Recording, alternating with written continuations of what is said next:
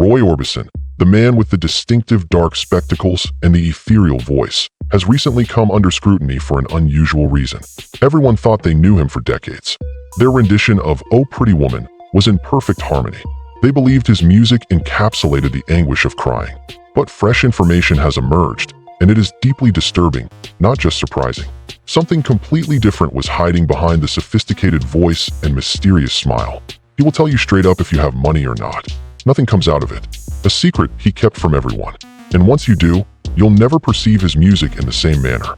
The truth has the potential to alter everything. Getting started. On April 23, 1936, Roy Orbison came into this world. Texarkana's Vernon. There were 3 brothers in his family, and he was the second one. Even though he worked as an oil field driller, Orby Lee Orbison's father had trouble finding steady employment following the Great Depression. His mom, Nadine, was a talented artist and poet. The ancestral line of Roy's family originated in Ireland. In the 1700s, his great-great-grandfather emigrated to Pennsylvania from Lugan. His parents found jobs in aircraft manufacturing in Fort Worth, so the family moved there in 1942.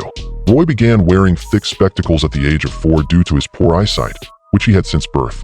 His father gave him a guitar for his 6th birthday, and he and his older brother taught him how to play. Roy had the firm belief that music was his sole purpose in life at the tender age of 7. Lefty Frizzell's style of country and western swing was his favorite, and Hank Williams and Jimmy Rogers were his favorite singers. In little time at all, Roy went from singing on a local radio program when he was just 8 years old to presenting it himself. His weekly program began shortly after he won an on-air contest on KVWC radio when he was 9 years old. The family settled in Wink, Texas in 1946 after many moves. Roy said that Wink was just a combination of sand, oil, grease, and football. Floating islands. While his friends preferred playing sports at recess, Roy preferred playing guitar and was awkward around his naturally blonde hair, which he had dyed black. Roy formed the Wink Westerners with several of his high school classmates in 1949 when he was 13 years old. In addition to jazz reminiscent of Glenn Miller, they played country and western swing. They started out playing local watering holes, then had a morning radio show, and eventually began making weekly TV appearances. After finishing high school in 1954, Roy decided to attend North Texas State College to study geology in case his musical career didn't work out. However, he quickly became disinterested in classes and instead focused on his music. Ooby Dooby was a song he discovered around this time, with the intention of recording it. When Roy met his future wife, Claudette Frady, in 1955, he had already left college and was a member of another group called the Teen Kings. In 1956, the Teen Kings released Ooby Dooby. Following a number of court fights, they eventually signed with Sun Records, the label that also signed Johnny Cash and Elvis Presley. The song reached its highest position on the Billboard charts at number 59, with 200,000 sales. Subsequent singles, however, did not do well nationally. As 1956 drew to a close, the Teen Kings disbanded due to rising disagreements among band members. Acuff Rose Music eventually hired Roy to write songs for their catalog. In the early 1960s, he met Joe Melson at work and the two of them began penning the songs that would catapult Roy Orbison to fame, and the adultery and subsequent divorce of his wife. On the outside, Roy Orbison's life seemed to be going swimmingly by the mid-1960s. He had a dream career, a string of successful singles, and a beautiful wife named Claudette Frady, who had written the song, "Oh, Pretty Woman," that made him famous. In reality, though, things were far from ideal behind closed doors. They were having relationship problems by the fall of 1964. Fame, constant touring, and long periods of separation had taken their toll. Even Roy was not entirely blameless. In retrospect, his friends admitted that he had occasionally rewarded himself with a groupie while on tour. Last but not least, the insult. A man who was disturbingly close to Claudette's family began to have an affair with her. Braxton Dixon was that man, builder working on the new house for the Orbison family. Intimacy between Claudette and Braxton developed while Roy was on tour. The news of the affair broke Roy's heart. He refrained from publicly collapsing, as is typical of Roy, although he made a prepared statement, Itaui TSHUS. Without hesitation, he fired Braxton Dixon and told him not to finish the house. But Roy did his own work on the project instead, hiring just one carpenter to help him finish it. The marriage had suffered permanent harm by the spring of 1965. Roy confirmed his divorce from Claudette. Their admirers were devastated to hear the news, as it was a tough time for them both. In the end, Claudette had been his life's passion and the muse for his magnum opus. However, the story was far from over. Something unexpected happened later that year. Their third child was born to Claudette. They were linked once more by the common delight of becoming parents. They began to make up on a more gradual basis. Roy and Claudette remarried in December 1965, just a few months after they finalized their divorce. The two people reuniting after their mistakes and heartbreak made it seem like a fairy tale ending. However, there were more unexpected turns to come in the plot, successes and failures in the years to come. Roy and Claudette's reconnection was sincere, but fate had other plans. Unfortunately, Claudette was killed in a motorcycle accident. It appeared like Roy Orbison's life was finally stabilizing in a more positive way by 1966. He and Claudette were remarried after all, and the public loved hearing about their second marriage despite all the complications. Roy had even taken Claudette on a tour of the United Kingdom. People were overjoyed to see the two of them again, no matter where they went. Additionally, Roy was establishing himself as a formidable presence on stage, occasionally daring to do things that would unsettle his other performers. One night in the UK, Roy was involved in a highly publicized accident while performing. He fractured his foot after falling from a motorbike while performing for thousands of spectators. Most people would have canceled the event at that point, but Roy remained determined. Even though he was wearing a cast on his foot, he nonetheless went on stage that night, determined not to disappoint the crowd. Not only did it foreshadow his dogged work ethic, but it also highlighted the couple's shared love of motorcycles, an interest that Roy had cultivated with his friend Elvis Presley many years ago. Tragic events would ensue as a result of that passion for motorcycling. Roy and Claudette were returning home from Bristol, Tennessee on June 6, 1966, while riding their motorcycles. It was probably just another ordinary day, feeling the wind on my face as I followed the broad road ahead. However, in Gallatin, Tennessee, that would all change in an instant. The collision between Claudette's motorcycle and a pickup truck sent her whizzing through the air. It was a horrific crash. She was escorted to the medical facility. Unfortunately, her liver was severely damaged. Death has befallen Claudette Orbison. Her age was 25. For Roy, it was an unfathomable loss. His wife Claudette was more than that. She had a tremendous impact on him. Music like "Oh Pretty Woman" was inspired by this. Despite weathering the storms, they had a hard time mending their relationship. She had passed away just a short time after they reconciled. Not only did the catastrophe ruin Roy's personal life, but it also permanently altered his musical style, making his later work more melancholy for his audience. Film project and musical decrease. Roy Orbison was devastated by Claudette's sudden death. Working helped him overcome his grief, but music had always been his refuge. He teamed together with Bill Dees, his usual collaborator, to compose music for the MGM film The Fastest Guitar Alive. The picture went in a completely different, more surreal direction than its original, more realistic Western concept. Roy himself played the lead role of a spy whose guitar doubled as a weapon, transforming it from a serious musical instrument into a comedic vehicle. The concept was unconventional. Additionally, the general population failed to connect with it. The film bombed at the box office and among reviewer circles upon its eventual release. It was the type of disappointment from which it is difficult to bounce back, especially considering that Roy had committed to a 5-film commitment. After the film's underwhelming reaction, his previous 4 features were discreetly set aside, and his cinematic career came to a close with The Fastest Guitar Alive. But music was still important to Roy. He paid homage to his heroes Hank Williams and Don Gibson with 2 CDs. Despite their honesty, these albums were commercial failures. The late 1960s were a time of tremendous change for the music industry. A new sound, characterized by psychedelic rock and protest songs, was dominating the charts as the counterculture movement took hold. It seemed like Roy had fallen out of touch with modern times, with his hallmark style of sweeping arrangements and heartfelt ballads. Cry Softly Lonely One, his March 1967 single, narrowly cracked the top 100. It would be over 10 years until Roy had another single that reached #1 in the US. Although it seemed like the world had progressed, his career was going through a period of relative stillness and difficulty, abandoning the man with the black spectacles who was desperately trying to regain his balance. Tragically, his sons perished in a house fire. Roy Orbison had already gone through unimaginable pain by the time 1968 rolled around. A motorbike accident had taken the life of his wife, Claudette, 2 years prior. However, his destinies were far from sealed. Roy received news that would rock him to his core while performing on stage in Birmingham, England, on September 14, 1968. The fire had spread to his Hendersonville, Tennessee house. In a flash, the entire house was consumed by flames. Roy Jr. and Anthony, his eldest kids, were included in it. Despite everyone's best attempts, the fire claimed the lives of the two little boys. They were young, energetic, and had a whole world of possibilities ahead of them. The fire's probable origin was eventually determined to be an aerosol can of lacquer, according to the authorities. The pain of what had happened, however, could never be entirely alleviated by the cause. Just losing his wife was devastating enough for Roy. This loss was almost unbearable, but the brutal and unexpected way he lost two of his children damaged him emotionally. Everyone around him noticed that he seemed completely different for a short period of time. Calm down, emotionally distant, and musically impaired.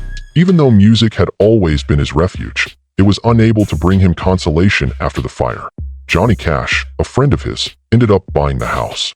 Coincidentally, Cash's house on the same plot of property would also burn down some years later, adding another strange and terrible chapter to the site's history. The fire was a symbol of Roy's lowest period in life. It was a sobering experience that made one realize how quickly joy can fade, and it hurt like hell. Still, he would discover a way to go on, somehow, even if the agony would never, ever go away. London life and the beginning of a romantic relationship. Even after Roy Orbison had endured so much pain, his life took an unexpected turn.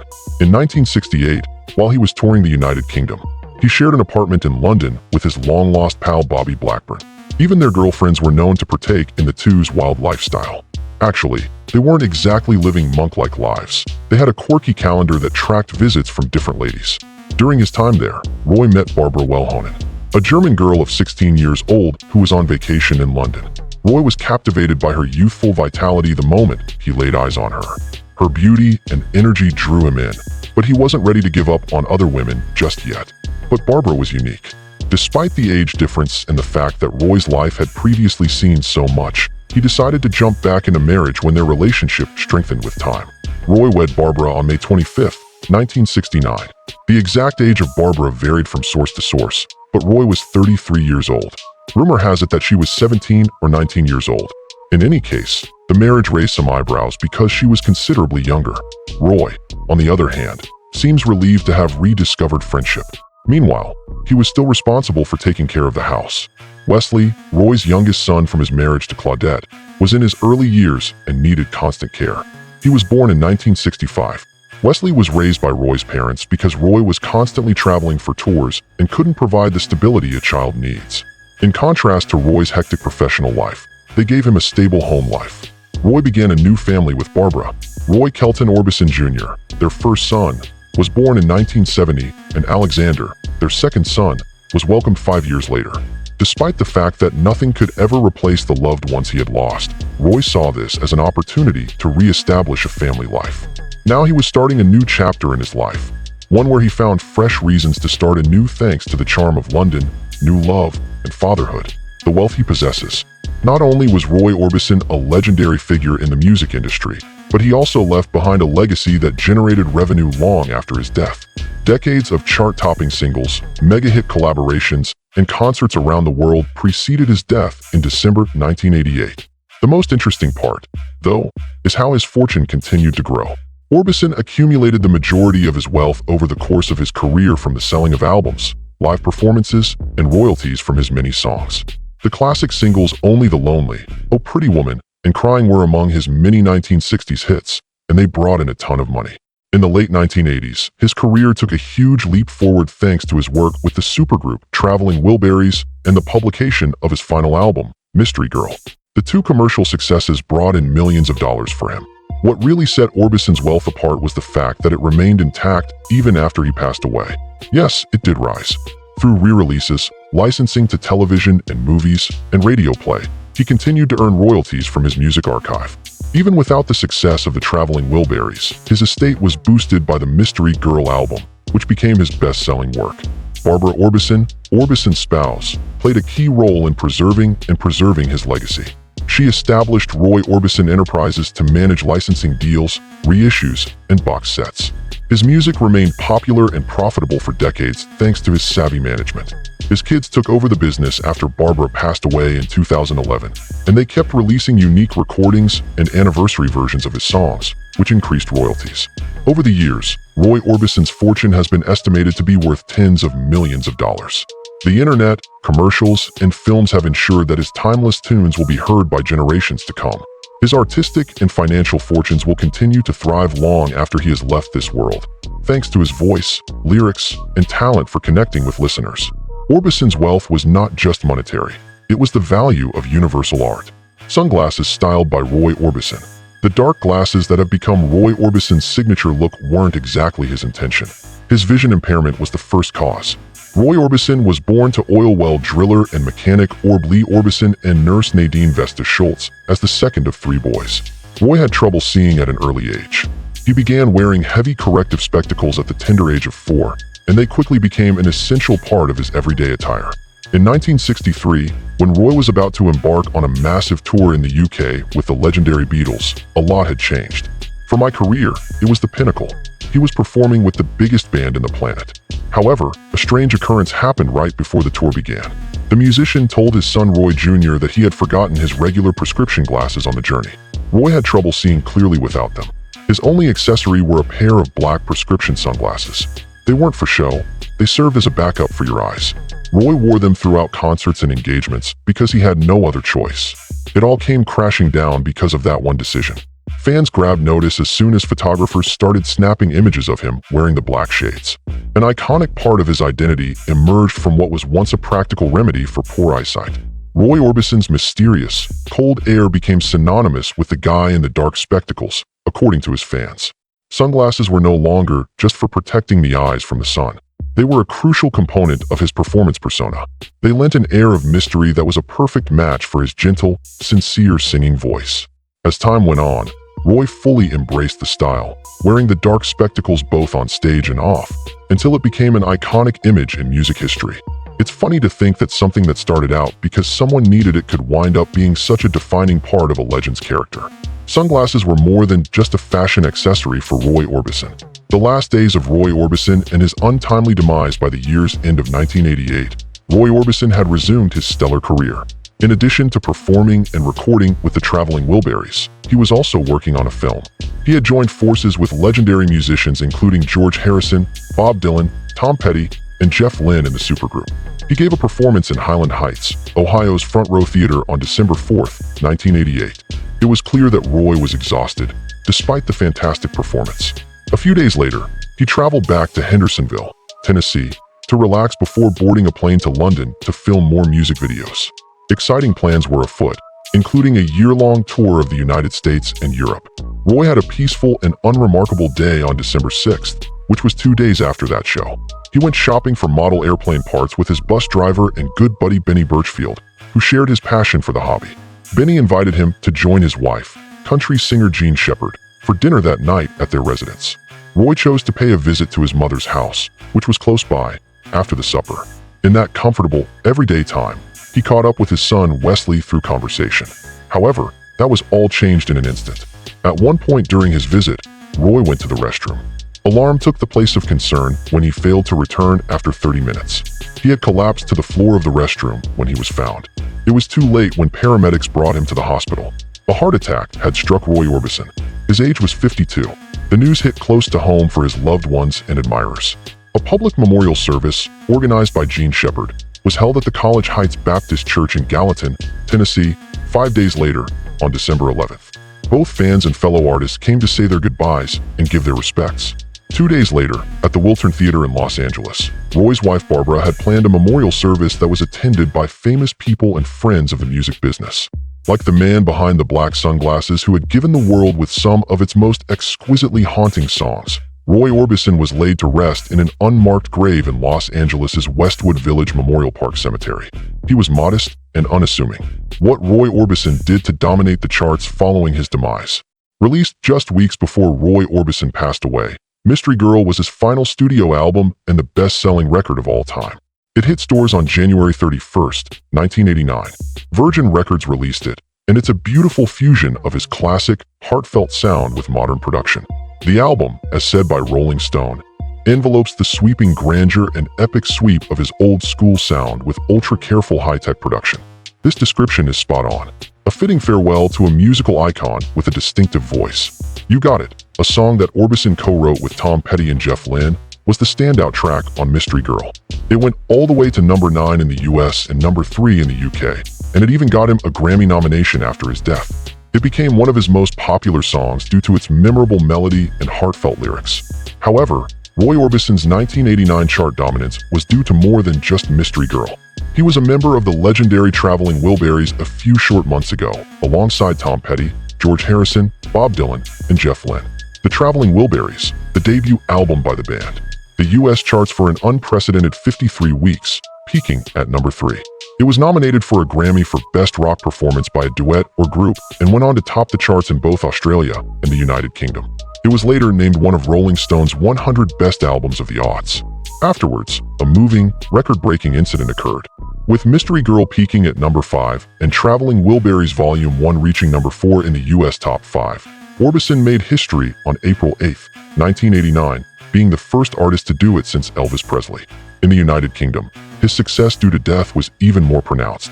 The legendary Roy Orbison, an anthology album, peaked at number 3 on February 11, 1989, while Mystery Girl debuted at number 2. An emotional storyline emerged throughout the song videos. Orbison and the band were seen in the front row during Handel's Care. His solo parts in the posthumously released End of the Line, on the other hand, featured a moving image. Perched on a rocking chair next to a framed portrait of himself is his trusty guitar. New fans kept coming back to his songs even after the 80s.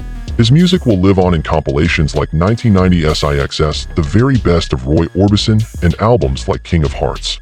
After his wife Barbara passed away in 2011, his sons Alex and Roy Jr. assumed leadership of the estate. The Way Is Love was a song that Roy had recorded on an acoustic cassette in the 1980s. In 2014, they helped bring it back to life by reissuing it with new instruments. Even though Roy left the stage too soon, his voice has kept on singing. There is more to Roy Orbison's life than meets the ear. It was a life that few artists could equal in its blend of mystery, resiliency, and unbridled genius. The guy behind the soaring vocals and classic songs overcame personal struggles, pressure from the industry, and twists and turns. However, Roy did not allow his hardships to define him. Rather, he turned them into the driving force behind his artistic expression. His music's enduringly intimate quality is the driving force behind his lasting impact. Oh Pretty Woman and Crying, even after all these years, still sound like legendary songs. They haven't lost any of the impact they had upon initial performance. Truth was at the root of his talent for striking such a chord with listeners. Whatever the emotion, he could encapsulate it in a memorable melody, be it sadness, longing, or quiet hope. Another thing Roy demonstrated was that you can always reinvent yourself. He continued to find ways to regain fame and demonstrate the world how unique his voice was even when his career hit a slump following the heyday of the 1960s. His tale is still motivating because of his doggedness and his devotion to his work. He has an impact that goes well beyond his own time. His stage presence, emotional candor, and style are still influences on today's musicians.